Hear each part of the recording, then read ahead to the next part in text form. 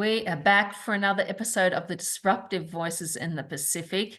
Today, I have a woman who is no stranger to this podcast. She has been on several times sharing her story. Welcome, Etta. You are sitting there in paradise today. Letitia. I know, on the beautiful island of Vanuatu, where you live Yes. out there. So thank you for joining us. Now, unfortunately, the circumstances that bring us back together is the fact that this past weekend in Fiji, 2 women were murdered and another woman put in hospital. And you have been very outspoken over the years about your own story, but about just the devastation that abuse, domestic violence causes in so many more lives. And so we want to just keep having that conversation. I know Dr. T has had you on her show many times. I think she wants you again as well. This is something we just need to keep talking about and highlighting. Just tell us, why are you so passionate about this issue? Because I'm a survivor. And I don't see myself as a victim anymore. I've gone past the victim phase. And I'm in a platform now where I can help other women.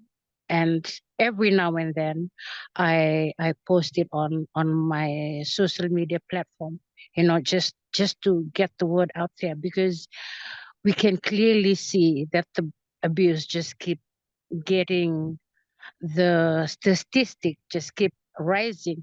And we, like, in the weekend, I recently just got a report that basically there's 3 deaths and 1 in a critical condition in the hospital.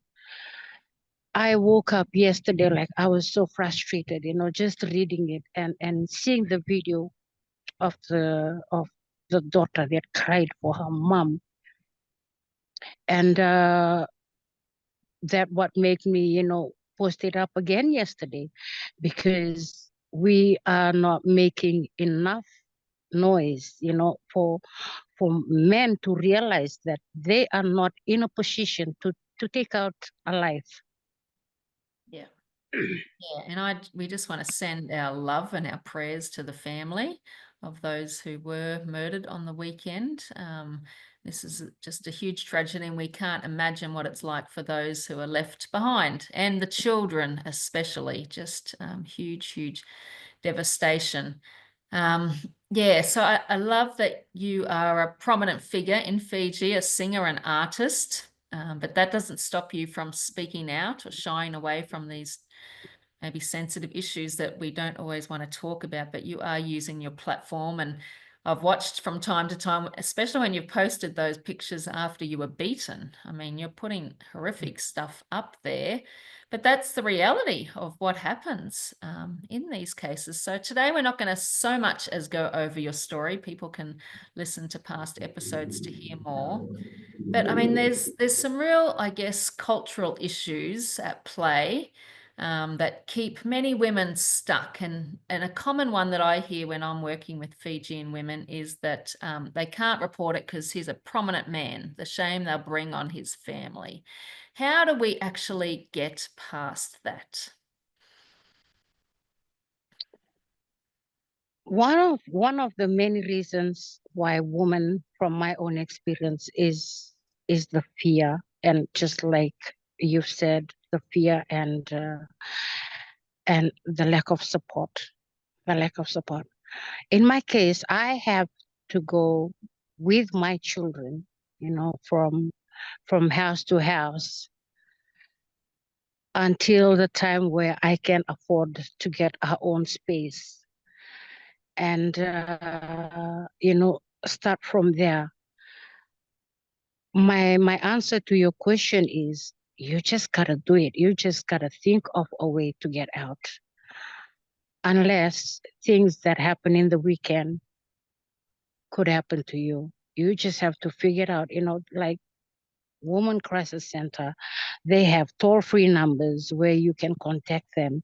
And I've never dealt with them, but I believe you get to have a personal, you will have someone who will guide you, along the way, in order for you to get out from home. Like I said, you just have to figure it out, because otherwise it's gonna cost your life.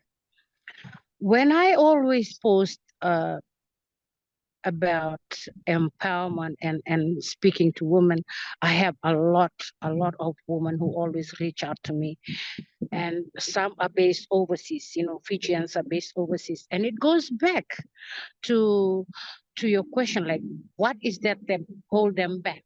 Because they tend to forget about who they are, and they prioritize their husbands, and their children and everything that comes along with that, instead of prioritizing themselves. In that way, when you tend to put everything aside, like all those things that stopping you from taking a step forward or move out from an abusive relationship, that's when it's gonna hit you. When you put everything aside, like put your husband aside, put your partner aside, put your children aside, um, the church, the family, put all those aside. In that way, it'll hit you straight to the core that you need to break up from whatever you're going through, from the abuse you're going through. Mm. So when you were in your abusive relationship, because obviously there would have been signs at play in the It's lives. so hot in here, you wouldn't believe. Yeah, it is cooking out in the sun, and I'm in almost winter in Australia. You look beautiful. Um, sorry, yeah, the abuse, it never just starts with the death. There are red flags, there are signs. So when you were in your relationship, what were the signs that you were seeing along the way? Because it took quite a while before you eventually left. Well, the beating for sure. The beating was like every time after the beating, you'll tell yourself, I'm sure every woman goes through this, like, I gotta move out. I cannot be dealing with this. And then straight after the beating, they'll come back, with their lovey-dovey and try to correct their wrong. And it kind of like persuade you, I can make this work, because that's me, a couple of times. And I think we women are so, we what's the word?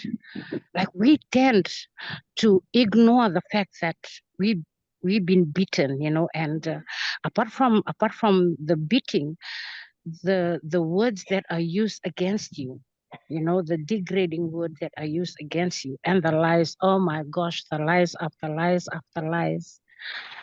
That those things, that is not right, that is not normal to happen between a couple. That is the red flags. And if you keep ignoring it and still hoping that all this will change, my darling, wake up, because they will never change. It's unless and until they seek to God, they seek to God. And I believe my grandparents, they are strong believers of they are strong believers of Christ, and I've seen how they raised up their children, and it's a pity. My parents, they were separated when I was in my teen, and that's why I see. That's why I say, you turn to Christ, because I see it in my grandparents. All his children, the fruit of the upbringing that they lead God every day, and they live under God's principle. This is one reason why you could make your marriage work, and that's the only way you can change an abusive husband. Yeah. What is it in us women? Is it because we want to believe and hope for the best that we fall for the lies and the lovey-dovey? What is it? What's going on in our head that we sometimes just keep taking them back again and again? The love, And the love, you just because getting together, it's sweet and it's lovable. It's being a couple. It's if you meet the right person, it could be one of the best things that could ever happen to you. And we women, when we started off, it started off with all the lovey-dovey things, the spoils, the sweet words. And we want that to continue on, you know, uh, despite being beaten up, despite being the lies, despite your partner having an affair, we women, we tend to have so much hope, in making things work. But we later on realized that we were fighting a losing battle. Some of us, like myself, are lucky enough, to get out before it's all too late. But last weekend, 3 lives. Yeah. That is just not right. And for a small country, Yeah. and for a small country, what are we doing? What are we doing as a community, as a country? And there's so many questions to ask, like, what are the government doing? And I think, because I really thought hard about this, and I think one of the major issues to the stress that the husbands are into with work, and the income, the less income that they have, and the cost of high living, and the cost of living, and people now with with social media, people just want that that perfect look, the material things, like I gotta dress right, I gotta look right, my hair, my shoes, the car, the house, and probably with the demands. I I I I think that's one of the contribution to why women are so stressed out, and just hit women, just to release that stress. Yeah. However, that's never an excuse. No Never an amount of excuse. stress. Never an excuse. Like I But said, yeah, I was but it, I was actually writing it down yesterday. Like, what are the causes? Like, why men? Why do they have so much courage to kill a person? And not just the person, to kill their partner, their wife. It's just unrealistic how things are happening now.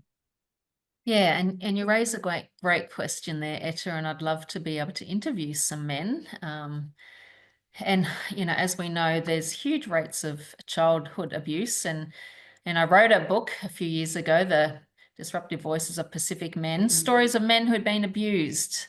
But while there's a lot of talk and education around the abuse of women, are we giving our men, and are we creating spaces for them to be able to talk out their trauma, to get the healing they need, to talk about what it really means to be a man, to honor and protect and love your family? I just don't think we're doing enough to help the men. And every time something like this happens, I see the women's voices rise up, which is good. But man, we've really got to help our young boys, our teens who are stuck in pornography. So many Mm, different factors. mm. Let's come back to your past relationship, and the man who would beat you. What was going on in his life that he thought it was okay to beat you? Were you ever aware of Pride, the way I pride? see it, pride, just pride, and that manly ego. I'm the boss, because even though he's the head of the family, but it's they gotta give space to their partner, to their woman, uh, um, with their contribution to the table. And And one of the main reason is, well, I'm a singer, um, there were so many so many wrongs about my timetable, the time that I work, being a center of attraction in every gig. And it truly has cost my marriage. I'm going on, this is the third year going with just me and my children, and I'm just enjoying my space, and I've come to a stage where I really let it sink into me that it wouldn't take any man to understand my work and my workload. So thank God for them. I have beautiful children that I cherish so much, and I'm and I want to continue this happiness, this peace, this wellness, this because it's contribute to my health too. I'm living a healthy lifestyle. I'm waking up to my children. There's no violence. There's no um, disruptive words. There's no arguments, and there's no fight. And I've come to a point where I appreciate just being with me, my music, and my children, and my close friends that I have in my circle, and God, you know, that Yeah. all that matters to me now, which is Yeah. my peace and my happiness, and especially my children's well-being. Yeah. No, that's precious. Um, it's a pity though that your former partner um, felt threatened, I guess, in some ways by your career, your success. And I was listening to Dr. T and Sassy yesterday. They did a great interview, and Sassy just made the point that the empowerment of women doesn't mean the disempowerment of men. Um, we Mm, can we can both be empowered. And I've grown up exactly, with amazing men in my exactly. life, and the men in my life see Mm, me doing well and they cheer me on. I see them doing well, I cheer them on, and together we mm, create a better society. So somewhere we've created, for these men to feel threatened by a woman's success and provision. Again, there's a lie that they're believing about what manhood is, what the head of the home mm. is a big lie. So I do feel that I feel for our men and our boys that we're not helping them understand what it means. And to me, Jesus was the greatest example of any man who loved and released and served everyone Yeah, and around.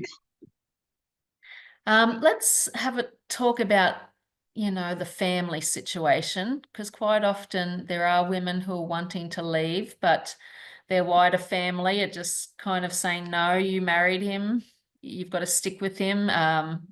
You've made a commitment. God hates divorce. What role does the wider family play in adding to these women, women being abused? Everything that you just mentioned, that's basically the first thing um, that a woman get, from the family. Basically, everything that you said. Uh, well, that was your choice. You make your bed, you lay on it. You can't divorce. It's not godly. And I bring it back to my situation. I was so lucky that I have um, um, a group of friends that were there for me, despite of my choices of men. And my mom, I'll have to thank my mom and my family.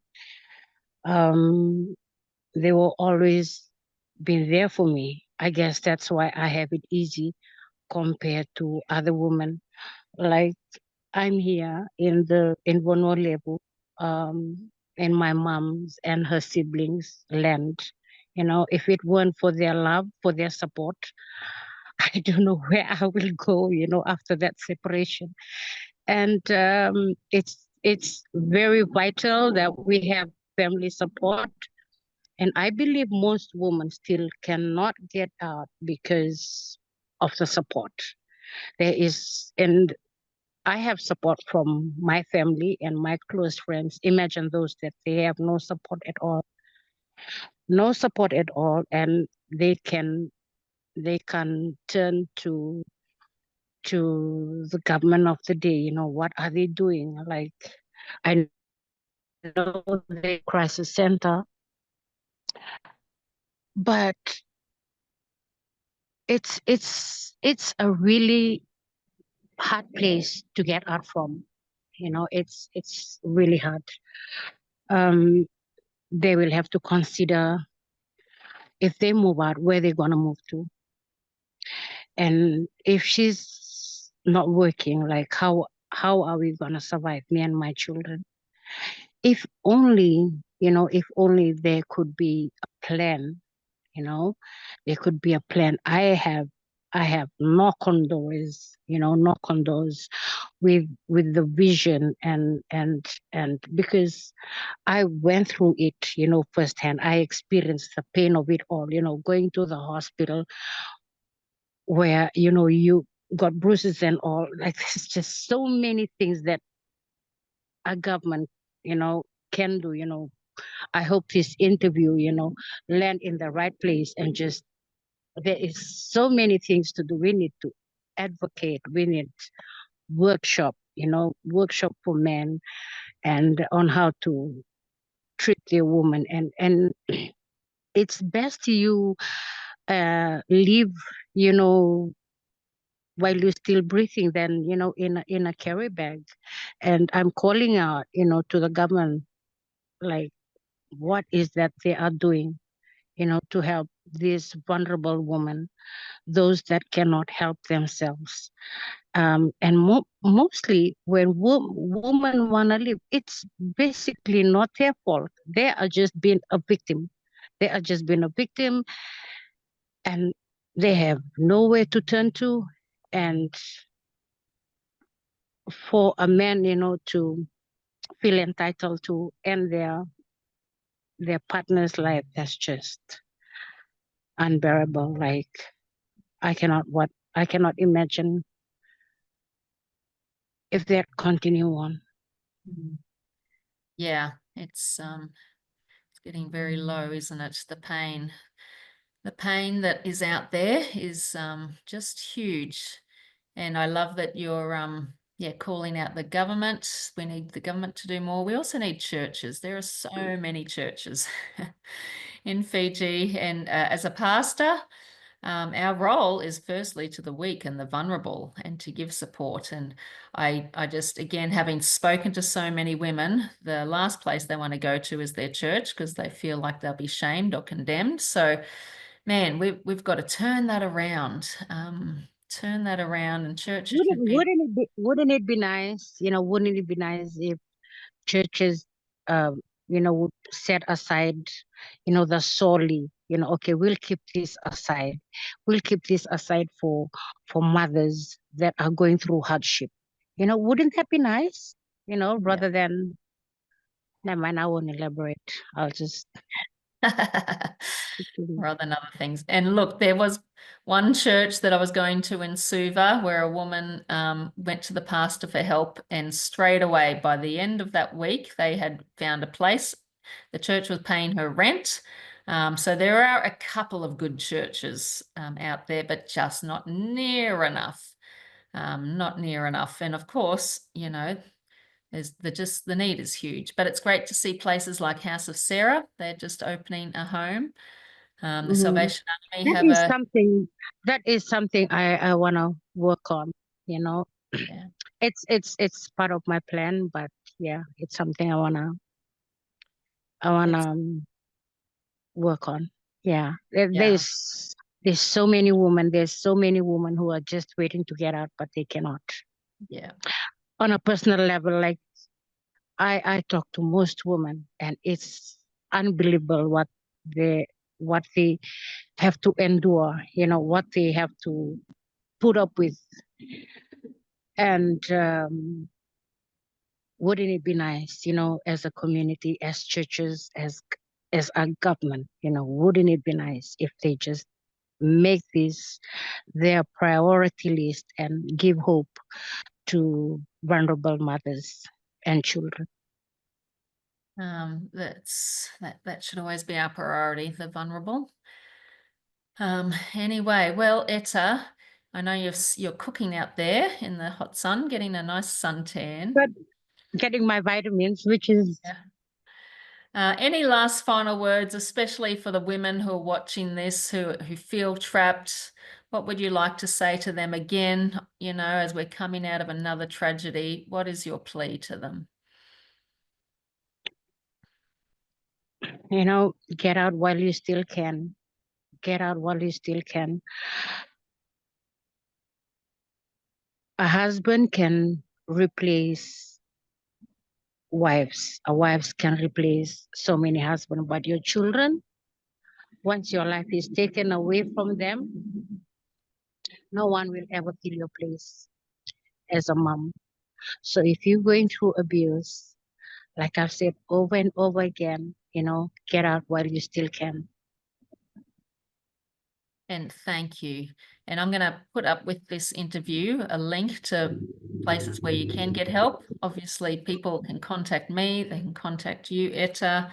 There's plenty of people out there we can. There's support and there's hope for you. So, yep, we'll keep plugging away. We'll keep speaking. We'll keep using our voices and our resources and our time and our efforts. We have to.